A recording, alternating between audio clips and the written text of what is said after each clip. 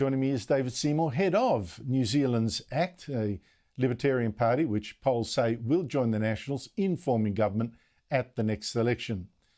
David Seymour, thank you so much for your time. I know you're actually quite friendly with Jacinda Ardern. You seem to get on quite well, despite your political differences. How do you see her resignation? Is it getting out before the voters throw her out?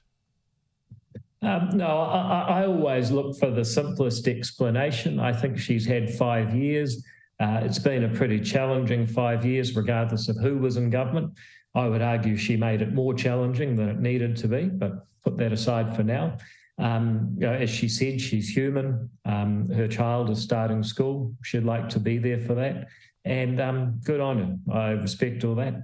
And I hope that she's happy and successful in the things she chooses to do next. I think if you look at the rest of us who are sort of left with the damage that she's done, you can understand why she would step aside. And just about every number you can think of, inflation, Labour Party polling, preferred Prime Minister, country going in the right direction or the wrong direction, you name a number and you'll see one that has been going seriously southbound over the last 2 years. And I think you hit the nail on the head, Andrew, when you said eventually the reality comes out. And the reality that has come out, is that what she has done policy-wise just does not work.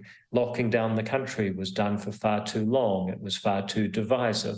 Punishing landlords, small business owners, farmers, basically anyone that gets up and tries to make a difference, has put the economy into a serious slump with the lowest business confidence in 50 years. And I think underlying that is a misunderstanding of what this country is about. We're the most remote country on earth. People come here because they want to give their kids a better tomorrow, because they want to make a difference in their own lives. And unfortunately, she's a well-meaning person whose idealism collided with practical reality.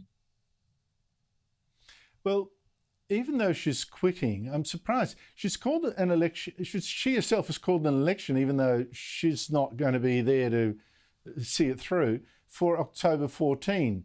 So there's now going to be effectively a 9-month election campaign. I said earlier 10 months, it's 9 months. That doesn't seem a good thing for the country to be in suspense for so long. Well, I mean, those of us in opposition think the election should be tomorrow, and on current polls there'd be a change of government.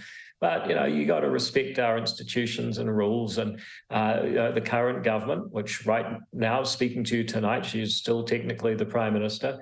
They get to choose the election date, and they've named October 14. So I'm always focused on what we can change rather than what we can't. And I'll be very focused on making sure that regardless of who our opponents are, we're giving New Zealanders who want to be able to make a difference in their own lives, who believe in the pioneering spirit of New Zealand, who believe in Enlightenment values of free speech and universal human rights. They'll have someone to vote for, and that's ACT.